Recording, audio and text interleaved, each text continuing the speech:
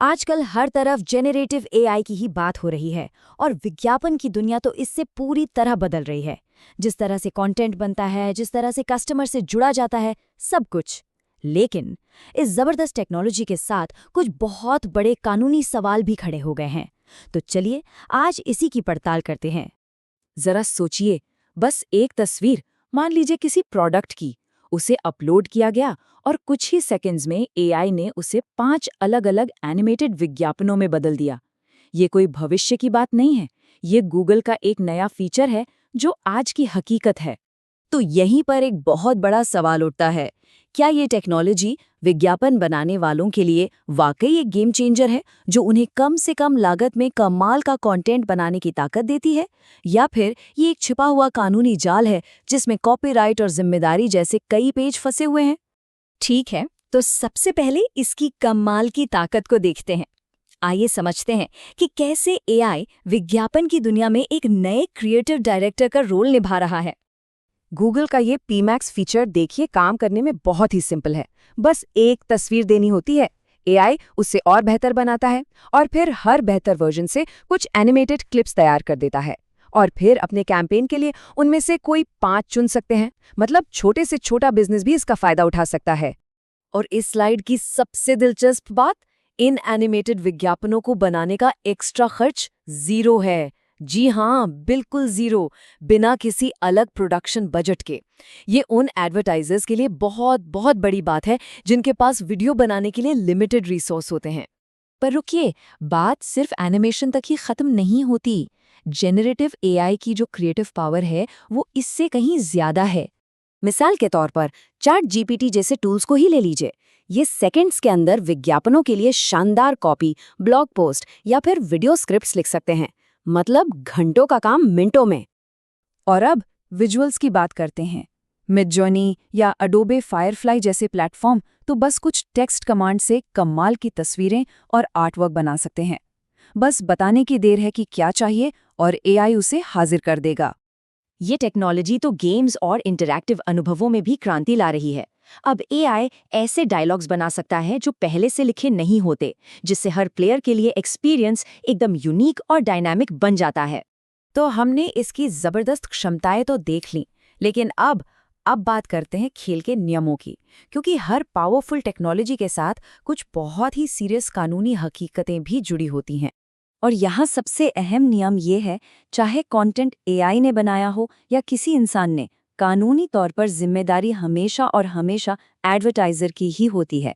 कोई ये कहकर नहीं बच सकता कि ये तो एआई ने किया है। और यहीं से उठता है इस दौर का एक सबसे बड़ा सवाल, एआई ने जो कंटेंट बनाया है उसका असली मालिक कौन है? ये कॉपीराइट और ओनरशिप का एक बहुत ही उलझा हुआ मामला है। भारत का जो कॉपीराइट एक्ट है 1957 का, उसके मुताबिक लेखक या ऑथर वो व्यक्ति होता है जो किसी काम को बनाता है और वही कॉपीराइट का पहला मालिक भी होता है। यहाँ व्यक्ति शब्द पर ध्यान देना बहुत जरूरी है। तो यहीं पर असली पेंच है।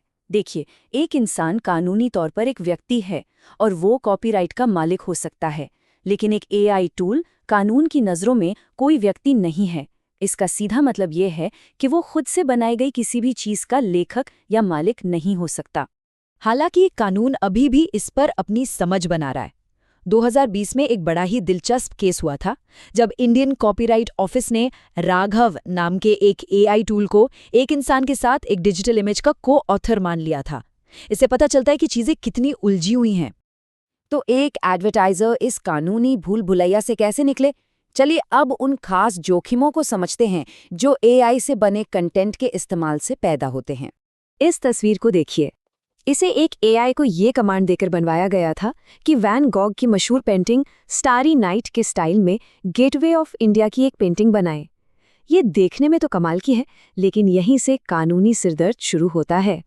और ये हमें एक बहुत ही ज़रूरी कानूनी सवाल पर ले आता है। क्या किसी जाने-माने कलाकार के खास स्टाइल की नकल करना उनके अधिकारों का उल्लंघन है? इस पर अभी भी दुनिया भर में बहस चल रही है और ये एक बहुत बड़ा रिस्क है। देखिए, खतरा कई तरफ से आ सकता है। हो सकता है जिस डेटा पर एआई को ट्रेन किया गया वो कॉपीराइटेड हो सकता है प्रॉम्प्ट में ही किसी और के काम की नकल करने को कहा गया हो। क्या पता जो आउटपुट आया वो विज्ञापन के नियमों को तोड़ता हो, या फिर कहीं वो पर्सनल डेटा का गलत इस्तेमाल तो नहीं कर रहा। ये सारी असली चिंताएं हैं। भारत में काम करने वाले एडवर्टाइजर्स को इन खास कानूनी ढांचों के बारे में पता होना चाहिए। ASCI कोड से लेकर कंज्यूमर प्रोटेक्शन एक्ट और IT एक्ट तक ये सभी नियम AI से बुने विज्ञापनों पर भी पूरी तरह से लागू होते हैं। तो जब इतनी सारी चुनौतियां हैं तो इसका समाधान क्या है? चलिए अब समस्याओं से आगे बढ़कर कुछ प्रैक्टिकल सॉल्यूशंस और बेस्ट प्रैक्टिसेस की तरफ चलते हैं। तो इन जोखिमों को कम करने के लिए क्या किया जा सकता है? यहाँ 4 सिंपल स्टेप्स हैं। पहला, ऐसे AI टूल चुनें जो अपने ट्रेनिंग डेटा को लेकर ट्रांसपेरेंट हों, मतलब ये बताएं कि उन्होंने AI को सिखाया कहाँ से है।